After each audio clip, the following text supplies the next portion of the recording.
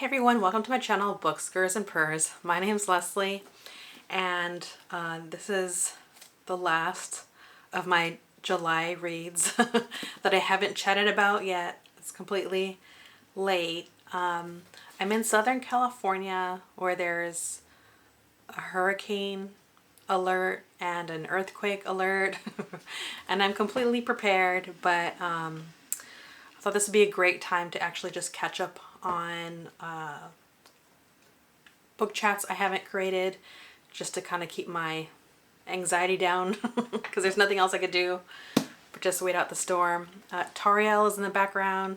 I don't know how long she's gonna be here, but she's just checking out the rain. All right, so let's get started. I've already talked about Dawn. I've just finished the Adulthood Rites and the last book, Imago. So I'm going to talk about both at the same time because they both have like similar premise.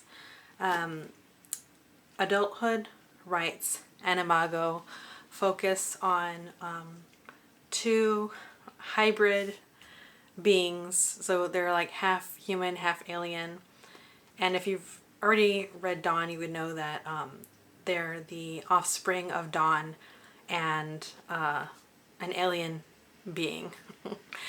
And so now these characters are on Earth, and it's really about survival and how do these alien beings along with humans push evolution forward. Octavia E. Butler talks about these subjects as a platform to talk about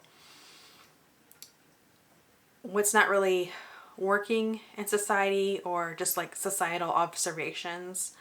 So I don't know, I feel like when I'm talking about these two books, I'm also going to talk about Dawn. It's kind of inescapable because it's a trilogy. It was also known as Xenogenesis before, and at some point it was rebranded as Lilith Brood.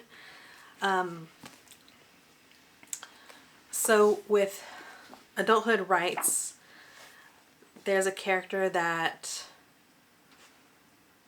it just seems like when you're reading from the hybrid's point of view, you get more of an understanding of what aliens think versus humans and how this character is somewhere in between. I almost want to say, like, for lack of better words, like the cultural differences, right?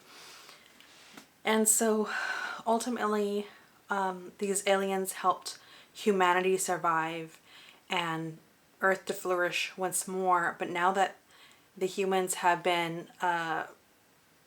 re-implemented into Earth, Earth is not the same.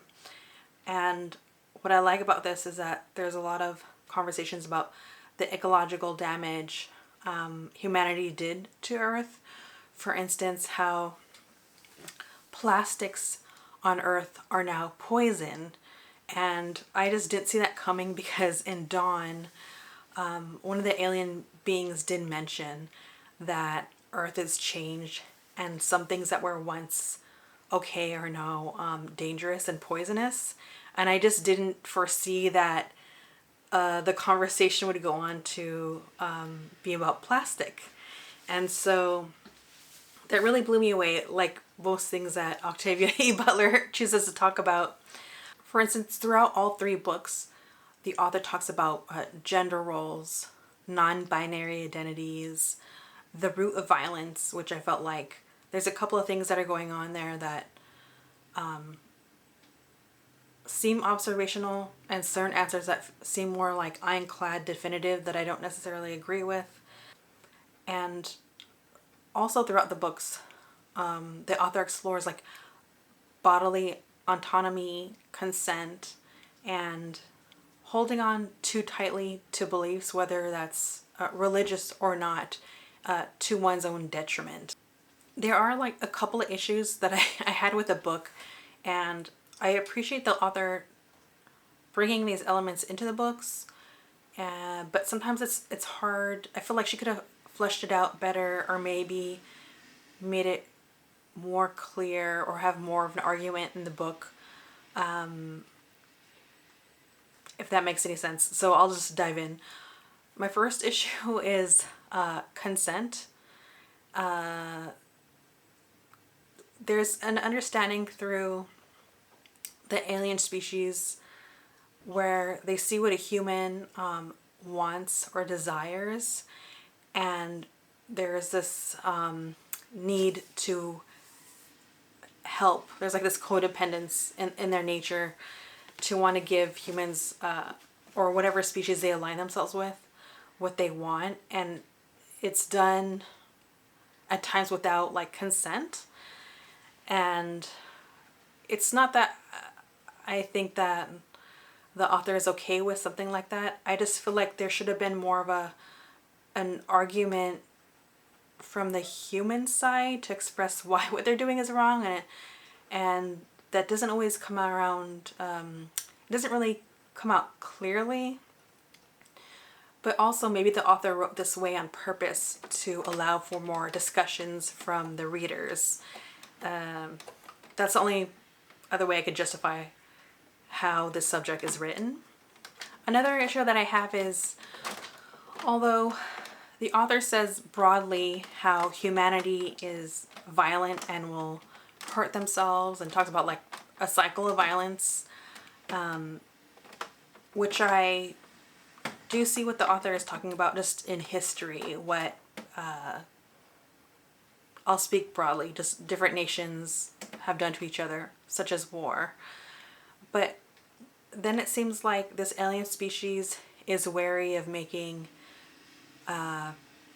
male hybrids because males are known to be violent. And I felt like the author's trying to say that this is like a genetic predisposition, instead of having the conversation how, let's say more men are violent than women. Why can't we talk about how society makes way for those kind of actions to happen, or like the expectations put on gender roles, rather than trying to say that it's a genetic disposition. My cat wants to get out, so give me 1 second.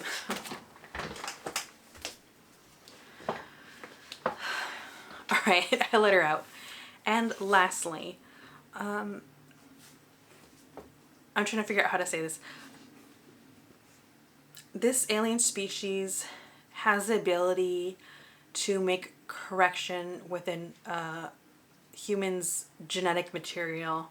So let's say if a character has cancer, if they catch it early enough, they can remove that cancer. And also, what we consider to be harmful, this alien species also sees the positive uses for diseases, basically.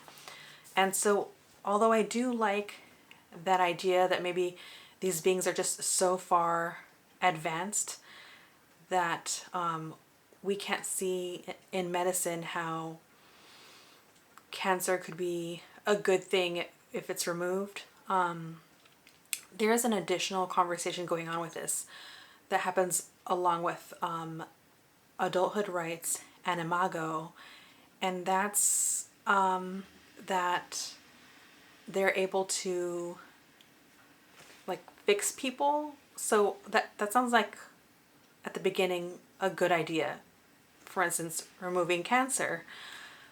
But as the narrative continues, let's say someone's disabled,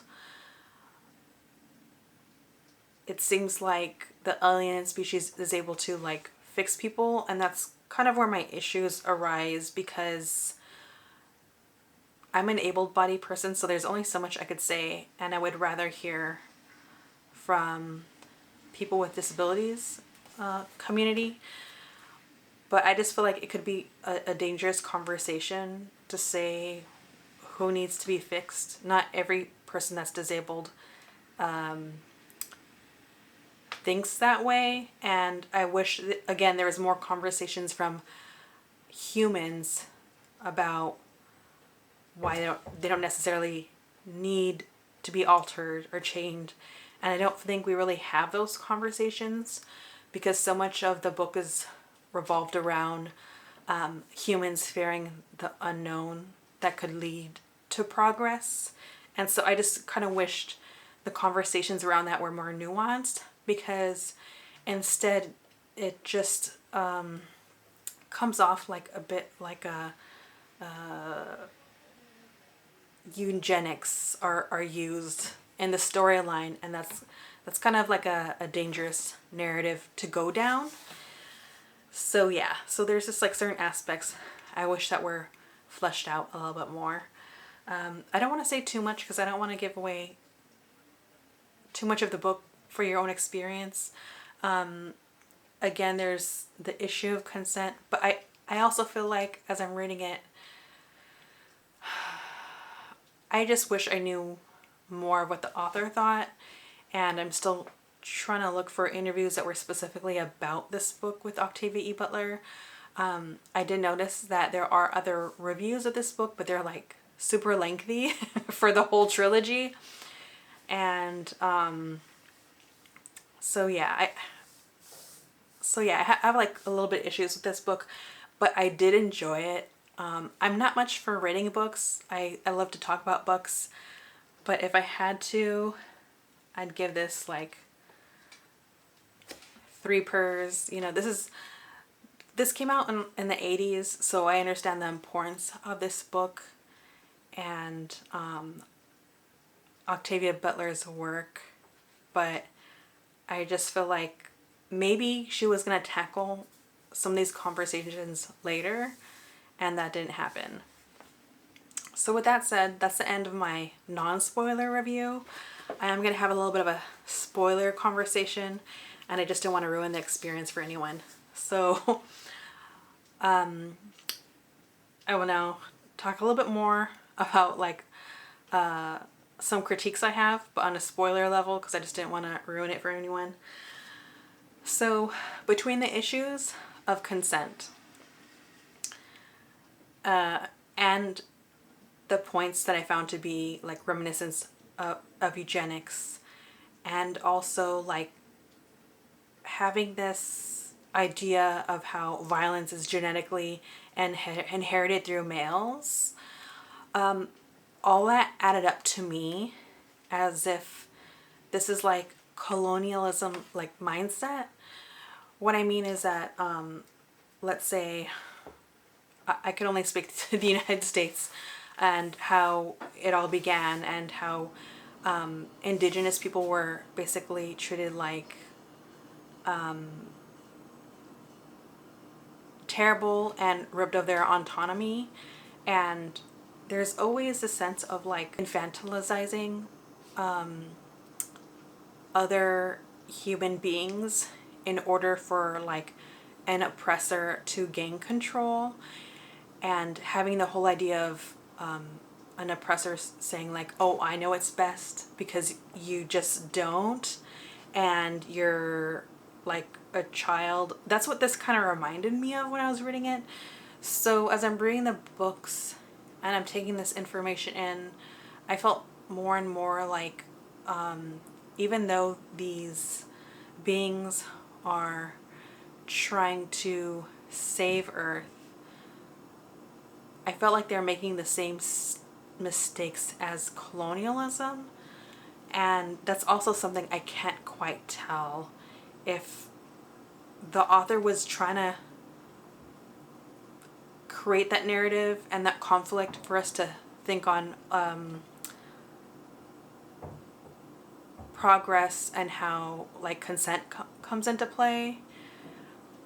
But that's just what stood out for me. I felt like these alarm bells were going off, so much so that even though the humans are like fearful of the aliens and are violent, I understand where the humans are coming from. Like, I would be scared of some aliens. Like, the only way you could survive is if you mate with me. It's just it's a lot to take on. And also I gathered those thoughts also because by the end of Imago, humans start colonizing on Mars so that they could only have humans there because they don't want to do this like human alien hybrid thing. And that just reminded me of what's going on right now, how people with like an exorbitant amount of wealth are just taking trips instead of just taking care of Earth. And so that just had me having all these like frustrated feelings. But again, I don't know if this is by design of the author or not, because I just feel like there's just certain narratives that I felt like I wanted more of an opposing view from the humans. And when we did get opposing views from the humans, it's either out of fear or because they hold strongly to, let's say, their religious beliefs. And that's what's holding them back from progressing evolution, right? And because I felt like that it was so narrowed down to those ideas of why humans oppose the aliens. Once again, I just felt like those conversations could have been more nuanced. So yeah, so I really enjoyed Octavia's Brood. And if you feel differently, if you got something else from the book, if something that I read that I just missed, please let me know, because I had a lot of questions after reading this. And with that said, I will talk to you later.